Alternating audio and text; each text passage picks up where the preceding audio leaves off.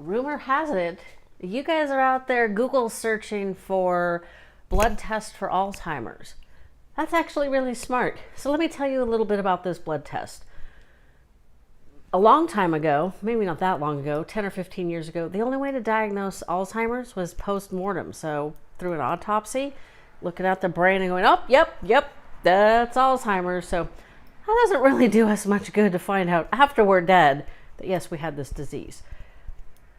Then we got MRIs, PET scans, and other expensive tests that can pretty much definitively say, yeah, this doesn't look good. It looks like Alzheimer's.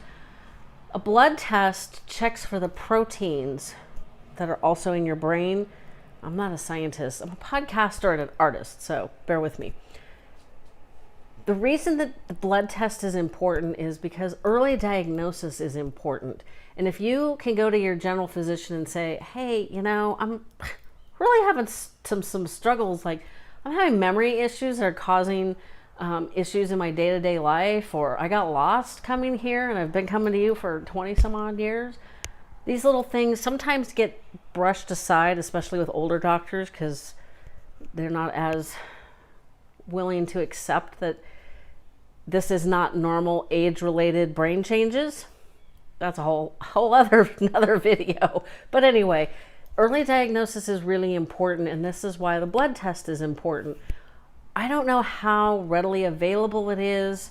It really kind of comes down to Medicare paying for it, because if Medicare pays for it, then the VA will pay for it, and then the private health insurance companies will pay for it, and you'll be able to go to your general physician and say, I'm having problems with my memory, please give me this blood test.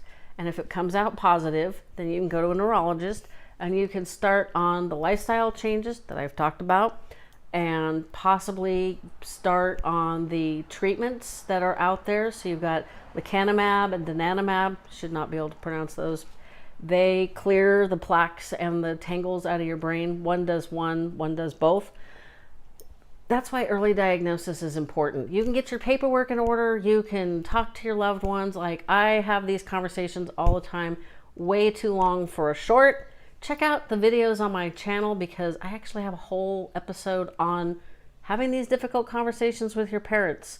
And you'll be really surprised at the person who was struggling with that. And that's what makes it a really interesting conversation. So good Google.